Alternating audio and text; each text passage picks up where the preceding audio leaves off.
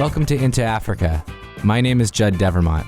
I am the director of the Africa program at the Center for Strategic and International Studies. I was the National Intelligence Officer for Africa and worked at the National Security Council. This is a podcast where we talk politics and challenge paradigms. On deck today, Mozambique's Islamist insurgents are ramping up their operations, carrying out increasingly daring attacks. What should Mozambique and its foreign partners do about this worsening security threat? And Chadian President Deby briefly threatened to pull his troops from counterterrorism missions in West Africa. What are the implications for the region if Deby follows through on his threats? Plus, we discuss how extremists are exploiting the COVID-19 outbreak in sub-Saharan Africa. What are the key factors that will shape the counterterrorism landscape? So whether you have a history with the continent or you're a newcomer, we want to get you into Africa. In late March, the Islamic insurgency in northern Mozambique attacked two district capitals in its most audacious operation since the group's emergence in October 2017. Major oil companies have asked Mozambique to send in more troops to guard their operations in the far north of the country. This after a surge of attacks by militants in the northern province of Cabo Delgado, home to one of the world's biggest gas finds in the past decade. What does the group's growing sophistication, planning, and confidence portend for the resource-rich region? Joining me to discuss Mozambique and other issues is Bulama Bukarti, an analyst with the Blair Institute and a PhD candidate at CSIS, Emilia Columbo, a CSIS senior associate, and Will Brown, a journalist with the Telegraph and also a CSIS senior associate. Emily, please bring us up to speed. What's happening in northern Mozambique? What do these attacks say about the group's capability? I'm particularly interested in how you think about these developments relative to the report that you did for us last year, Northern Mozambique at a Crossroads, Scenarios for Violence in Resource-Rich Cabo Delgado Province. Thanks, Judd. So for your listeners who maybe didn't read the paper or are a little fuzzy on the details, I'm sure they all read it. At least twice, especially now that we're all sheltering in place. What better time? But, out of a courtesy for those who may have slipped through the cracks. We published this paper in the fall, and we looked at violence in Cabo Delgado through the lens of insurgent capabilities and the government's strategy. And by tinkering with these variables, we developed 4 different scenarios for how violence could play out there. So I would say that the situation we see on the ground today is most similar to the first scenario we laid out in the paper, which is on page 7 for those of you following along or who want to look it up later, in which the militants become stronger while the government's primary line of effort continues to be focused on the military response. I think the attacks we've seen from this group during the past month and a half teach us 3 things about them. First, their operational planning and execution has become much more sophisticated since the time we wrote and published the paper. Their attack on Mocimboa da Praia, it's a district capital within the province, it took place by land and by sea. They managed to hold the key access points into and out of the town for about 24 hours. And when they did leave, it was because they wanted to, not because they were forced out or they couldn't do it any longer. And right after that, they moved on to another district capital of Kisanga, where you saw the same thing again, where they came in, they held the town, and then moved on. And since these major attacks at the end of March, we've seen a pretty constant operational tempo out of them. Secondly, we've seen an evolution in how they interact with civilians. They provided them food, they provided them money, they hung out, they chatted, and it's something that we see come up more and more in reporting. At the same time that we continue to see reports about atrocious violence against civilians. And it's a little unclear why there's this disparity, if it's a local leader making a decision in the heat of a moment, if it's a function of who they're interacting with, whether they be Mwani or a different ethnic group, whether they be Muslim or Christian, that's a little bit unclear still. And finally, we see them, like they have been so conservative in sharing who they are and what they want these past 3 years. And finally, we have video. They're talking, they're sharing their goals, their vision. It's a huge step forward in their development as an organization and kind of fitting into the broader extremist picture. Well, that's the part that I want to kind of follow up on, because Emily, you and I were scratching our heads as we watched this group for its first 2 years and why it did not communicate publicly in really any consistent fashion about its goals or who they are. And that's really changed, as you noted. The group released a video after these attacks where they rejected the wealth of the world. They called for the implementation of Sharia. And so what I thought was interesting, and I'd love to hear Will's thoughts, is, as we've mentioned, it's a transition for a group that had previously rejected publicity, but also there was some clear indications about their connections to ISIS, which had been another issue that had been debated previous to some of these videos. And I guess, Will, you follow extremist trends in the Sahel. How do you think about this video and what might come next? Well, thank you very much, Judd. Yes, the video is very concerning, and what's going on in Mozambique is very worrying, as Emilia just laid out. Hundreds of people are being killed by these terrorists in appalling ways, and the government is really struggling to get a handle on it. So what do I think about the links to Islamic State? Well, from my experience pointing in the Sahel, I think the allegiances which African jihadist groups have to Islamic State and Al-Qaeda in the Middle East, while they're undoubtedly very important, I think it's often good to take them with a grain of salt. I think jihadism in Africa is often a very local affair, and it's often about local grievances and local power struggles. I think the allegiances to international jihadist movements, at least in the Sahel and in West Africa, are often more about a marketing exercise than a hard operational tactical alliance. Yeah, I mean, I think that's right. And that's usually sort of the bottom rung of the ladder in terms of the way African extremist groups operate and network and coordinate with sort of groups such as, Al-Qaeda or ISIS. The next level up tends to be some sort of skill sharing, and maybe we can point to some of the beheadings that the group has done as examples of that. But I think it's early days. And the point that you said, Will, about sort of African extremist agency, maybe not the phrase that we use often, but it is true that you do see these groups push back on the global networks. There tends to be a back and forth around sort of what they will and will not do. Bulama has been following Boko Haram, very closely, and I think he knows this story of Shekau pushing back with ISIS about what he thinks the group should do, and ultimately led to a split between ISIS and Abubakar Shekau's Boko Haram faction. But I guess there's 2 points that I'd love you to expand on, Bulama. One would be just on this point about sort of the relationship between these groups and the networks, but then also what we saw in Nigeria and what we are seeing in Mozambique are governments making mistakes, governments that are relying on repression, militaries that their morale has been sort of weakened by the failings on the battlefield. And this ultimately benefits the extremist group. So I'd like to hear if you think there are any lessons learned from Nigeria that we can apply to Mozambique. Thank you. Really appreciate the opportunity to be part of this. I agree with Will that these alliances are mostly not operational in nature. They are mostly rhetorical and they are advertorial in nature. You can't say there are operational links, especially between the ISIS Central and these groups. But what you do see is increased coordination and communication between the groups that have aligned themselves with ISIS. So there may not be operational links between the ISIS Central and individual groups in Africa, but what you see is increased coordination and communication between ISIS affiliates in Africa. So for example, you have the Islamic State West Africa province operating in the Lake Chad region. But then you have another ISIS affiliate in the Sahel, which is called ISIS in Greater Sahel. And what you see is working together and synergy between these groups in terms of their communication, but also in terms of their coordinating their attacks activities. So I think that's a very important point to note. Speaking to your second question, yes, there are parallels, not only when it comes to the way governments in Nigeria responded to Boko Haram initially, but also between the groups themselves. Ansar Sunnah, which is the group operating in Mozambique, is locally called Al-Shabaab. But when you look at it, you would see that it looks more like Boko Haram textually, ideologically, and operationally. But both Boko Haram and Ansar Sunnah started without any form of large-scale conflict in the parts of the countries they started. And they started despite the governments being in place. Ideologically, Ansar Sunnah peddles the same kinds of narratives as Boko Haram. And I would want to note that actually their first video came in January of 2018. which was a Portuguese video. Portuguese is the official language of Mozambique for those who might not know.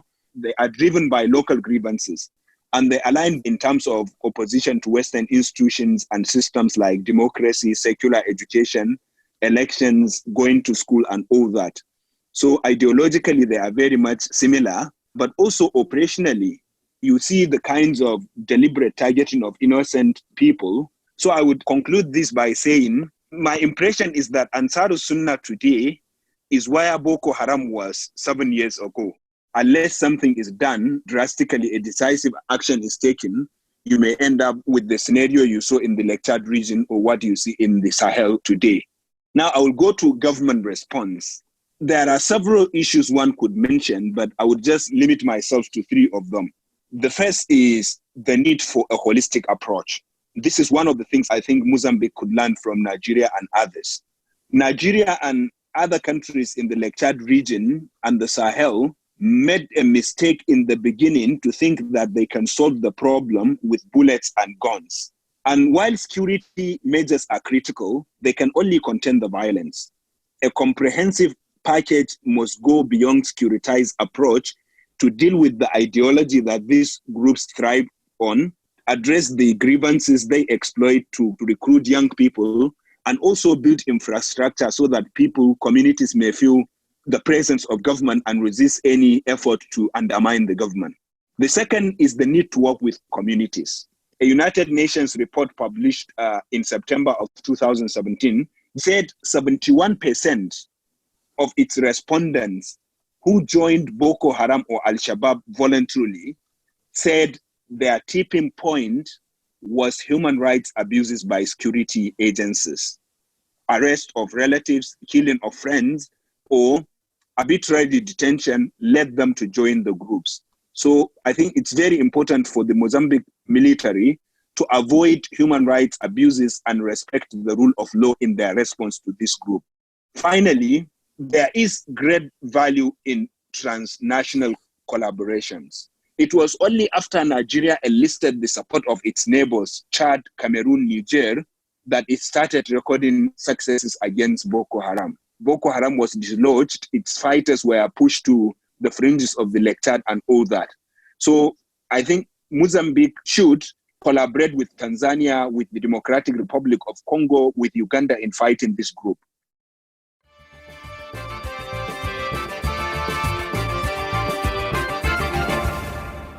Bulama, that was a great rundown.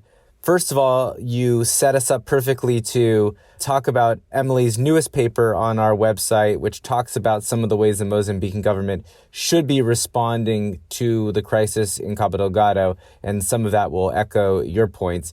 It also sets us up for the second conversation that we're going to have, which is on Chad. And I should say that we're doing a fairly heavy security-focused episode today, but I think it's really important what's happening in Mozambique and what we're going to talk about now, Chad, to do a deep dive. And in Chad, there was a very serious attack in late March by Boko Haram on Chadian soldiers. At least 92 Chadian soldiers were killed. There's been some debates on whether historically the largest attack ever.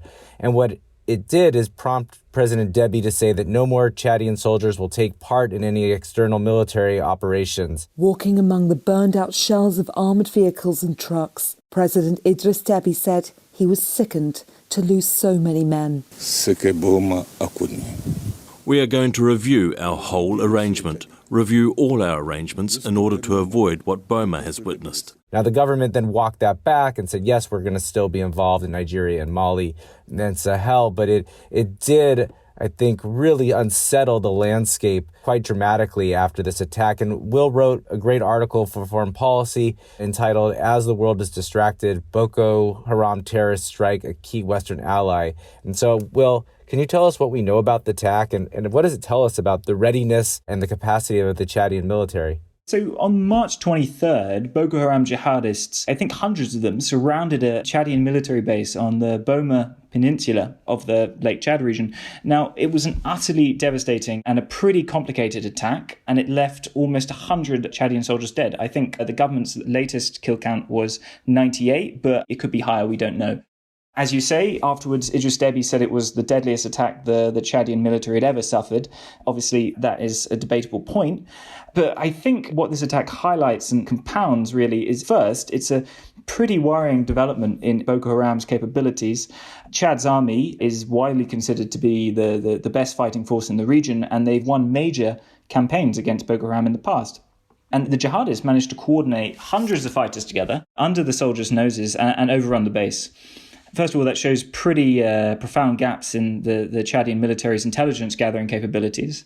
And on top of this, it seems that the Chadian soldiers at the base didn't get any support from other troops, even though the attack lasted 7 hours. Apart from just being an awful military loss, it came across as quite humiliating for Idris Deby. But really, I think what this attack comes together, and is what I tried to allude to in the piece, the attack highlights some pretty worrying trends right now for the Chadian regime.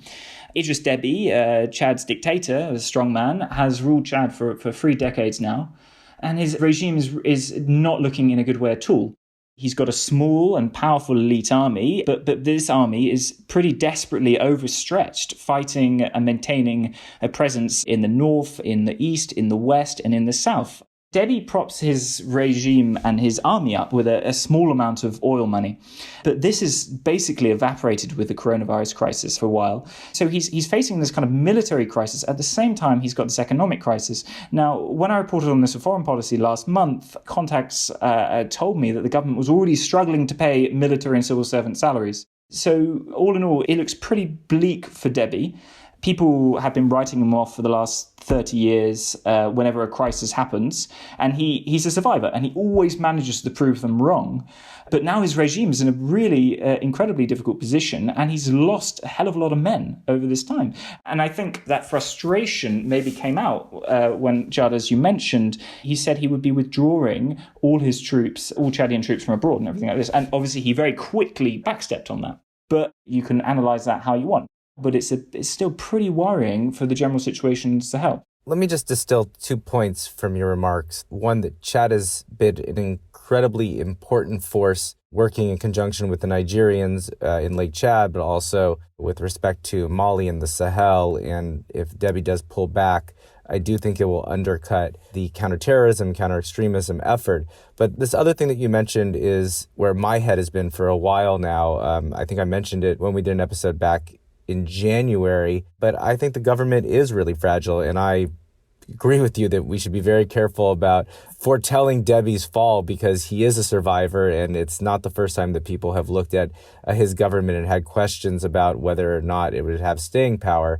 But there's a combination of things here that are really undercutting Chad. One, obviously, is this military is just overstretched. There are problems on all of its borders. And then second is where the economy is. I mean, the fact that he has removed 2 finance ministers in as many years, he's now put his son in charge of the national oil company, and this was all before oil dropped below zero. It tells you that, there is a lot of apprehension and anxiety within this government. Its key pillar still probably is the French, which has helped Deby sort of manage and weather other challenges, and I think that commitment will remain there. But I really do think it bears watching, and we need to be thinking through the policy implications of a weakened Chad.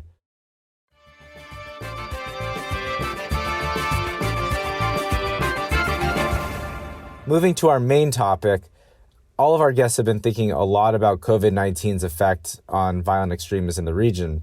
Bulama penned a very thoughtful blog post on the Council on Foreign Relations. I keep sending it to people, including my team. Emily and Marielle Harris, who is on my team, published a commentary on the CSIS website, which I think is a really nice compliment to Bulama's stuff. And of course, Will has been covering this in multiple outlets. So Bulama, if I didn't set you up with too much praise, can you tell us a little bit about how you're thinking about what COVID-19 means for jihadi groups in the region? Oh, thank you very much. In that Council on Foreign Relations piece, it was an attempt to predict what African jihadi groups could do in the context of a COVID confusion. And it was essentially to raise alarm and put governments on the guard on what they might see if there is a widespread COVID pandemic in Africa from these groups. First, we know that these groups would certainly take this opportunity because they are opportunistic. They are adept at exploiting confusions and chaos to further their ideological goals. And we have seen this elsewhere, but also in Africa.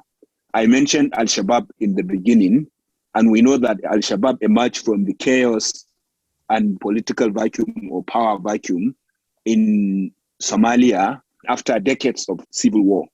We also saw example of how they exploit opportunities. These groups exploit opportunities in Mali. There was a coup in northern Mali in 2012. It was actually by secular groups, but it was hijacked by Ansaruddin, and they used that opportunity to declare the implementation of their version of the Sharia law in that territory. So these are two examples of African groups exploiting confusion. And we know that the confusion a widespread pandemic could bring in Africa would be unprecedented. It is not like one country, but it is something that would affect all the countries in Africa if we see anything near what we saw in Europe or in the US. Now, there are three ways in which these groups would exploit COVID, and we have already seen evidence that they are doing that. First is ideologically. Ideologically, there are two ways in which they could exploit the crisis. The first is by peddling conspiracy theories about the origins of the virus, blaming the West, the Jews, and Zionists for creating the virus. And that will be the case if the virus spreads in communities that are predominantly Muslim. But if Muslim majority countries are saved from the worst of this virus, then these groups will peddle it with portray the virus as a punishment of God against his enemies. And Muslim majority places were saved because they were favored by God. So in either case, they would exploit it ideologically. Operationally, they would exploit the need or the shift in attention COVID has brought. If there is a widespread outbreak in Africa, military and other government resources will have to pivot to deal with the virus, to contain the virus. And groups in that part of the world will take advantage of that and try to launch attacks, as we already have seen in some places, and continue to build the prototype type states. Now, in terms of their strategy, they could use this opportunity to step up their humanitarian efforts. These groups, especially the Islamic State West Africa province, is engaged in a dangerous game of winning the hearts and minds of people. And Emily has spoken to this in the beginning when she was speaking about the change in Ansarus Sunnah's modus operandi.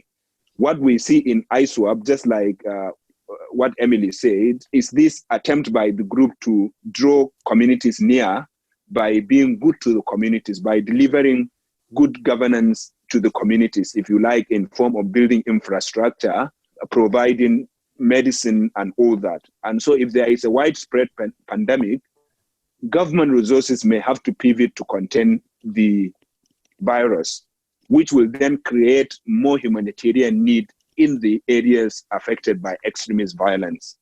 And these groups can then step up their efforts to build relationships with the communities and win their heart. And that is very dangerous long term. Yeah, there's a potential here for this to be a real vicious cycle as governments become overwhelmed by responding to COVID-19. That creates openings for the jihadist group. And then we sort of keep going and going like this. And I fear that some of the advances that regional governments and the international partners have made could be reversed. Emily, what can you add to this to help us think about either on the extremist side, how they could take advantage of COVID-19, or maybe elaborate a little more on the constraints that the governments face right now in terms of dealing with COVID-19 and the extremist threat?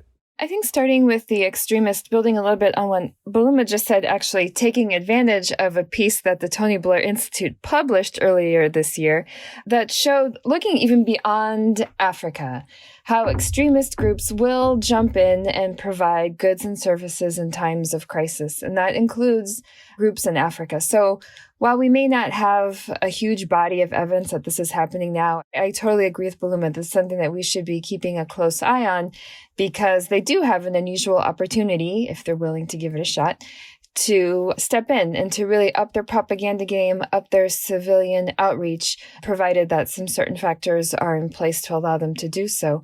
And they could take an advantage on the soft side in their greater, more extremist effort. I think the states are in a very tough spot where you have competing priorities. And which one do you prioritize? Do you continue your focus on, do you just sort of ignore what's going on with this pandemic, close your eyes and just help whoever is working on counter-extremist operations stay focused on that? Or do you tap into that reserve and bring them into your pandemic planning and control? I think either way, they're kind of gambling on the future and what is going to have the biggest impact on their future. Is it the pandemic? Is it the extremists? And once that decision is made, how do you redeploy your resources, your limited resources, to manage the threat you perceive to be the greatest? It also brings up a question about the international partners too, right? How do we think about, for example, France or the United States or the European Union? So France has said they're going to continue Operation Barkhane, even though at least 4 of their soldiers have tested positive.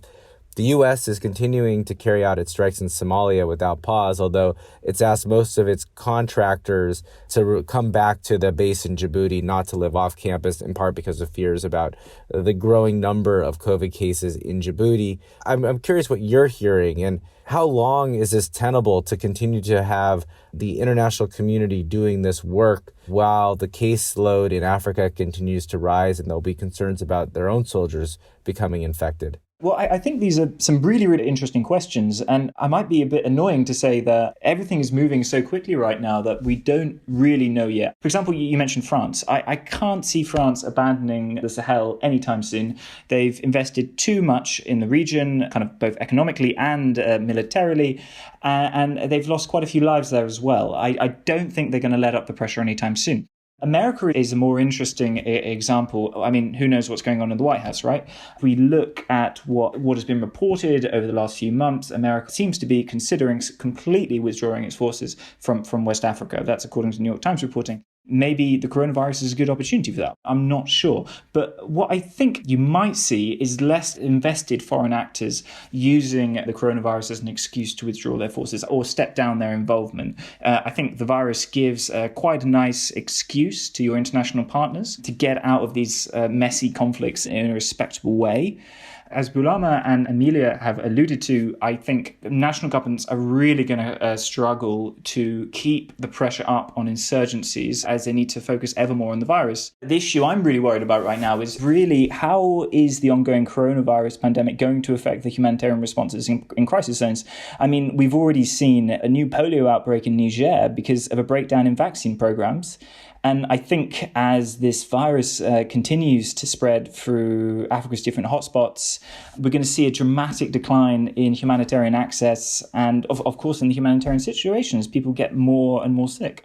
Yeah, and your point about different actors will respond differently is spot on. So the UN said that they're no longer going to do any rotations to their missions and that units should stay in place, but the Irish actually have decided to pull out from MINUSMA from Mali, actually in defiance of Guterres' call. And I think we'll see more countries make those sort of individual decisions based on their own calculus about health risk and their commitment to these counterterrorism fights. I want to end, Emily, with the piece that you did with Marielle, because at the very end, you identify key factors that will shape the security landscape in the coming weeks. And it might be helpful for our listeners just to hear what those are and what are the things that African governments can do to avert a worst-case scenario. Sure. So we identified in the piece 3 factors that we thought were important to monitor to see how the security landscape really shakes out both during and immediately after this health crisis. First, we think it's important to keep an eye on state priorities. I kind of already alluded to this.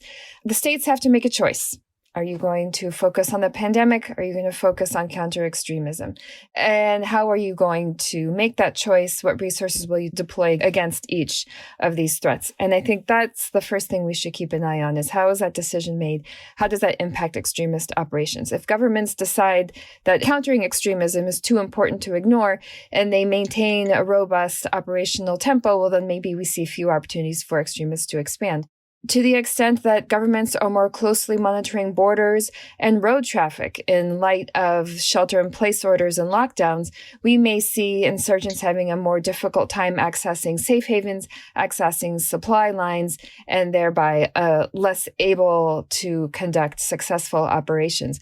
But conversely, we could see the government decide that they need more military resources dedicated to their COVID-19 response, and they start taking away money, personnel, equipment from those who are fighting extremists, and then we see the ensuing consequences of that. I just wanted to note that, the best thing for governments to do is to tread the fine line between the two, because both are very deadly enemies, and you can't let one off because of the other.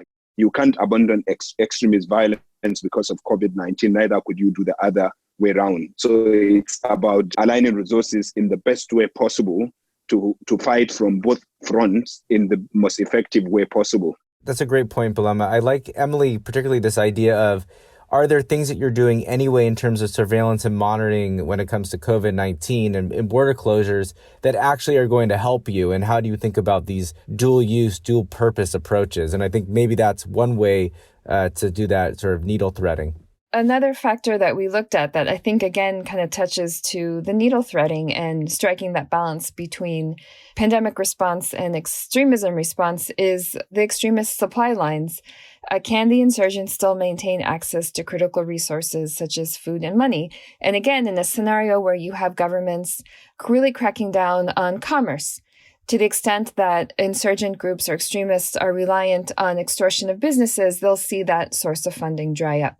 To the extent that road traffic is restricted and these groups are dependent on taxing people who are walking by, driving by, we'll see that line of funding start to dry up. And then what does that mean for their operations and how they treat civilians? We've talked about the opportunity this provides these extremist groups to show kindness towards civilians, to provide them some rudimentary health care, food, what have you. But in a scenario where they find their own resources reduced, are we likely to see more violence towards civilians, as sort of an undercutting of any progress towards hearts and minds? Finally, I think we really need to be mindful of the health status of fighters on both sides.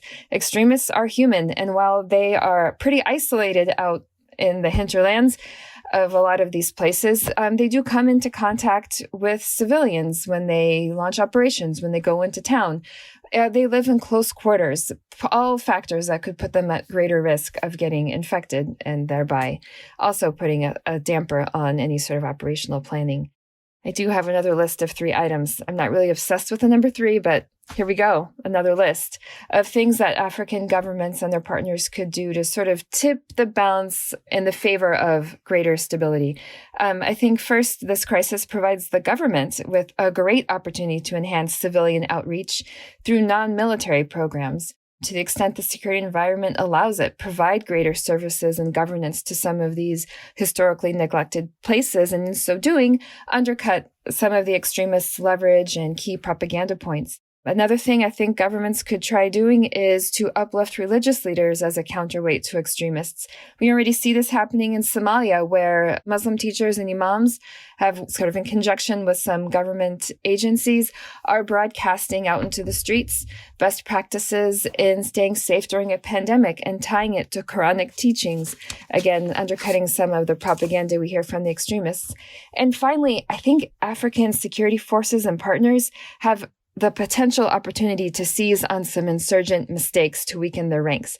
To the extent that some of these extremists may overshoot on the assumption that their opponent is absent, distracted, or weakened, we could see them undertake operations they're not really capable of taking and otherwise would not have tried. And a robust security response could really take advantage of that. And I think, too, it's worth considering if the insurgents themselves fall ill, how could the government incorporate the rising infection rates as part of a counter-narrative against extremists' claims that this pandemic, this virus, is God's revenge on the West. So I think those are some things that you already have the resources on the ground and could be an opportunity. No, I think that's great, Emily. Thank you. That's I think everyone's spoken in threes today. So I think there's been a lot of really good information and analysis. So let me thank everyone for joining us today, and we'll see you in 2 weeks. Thank you.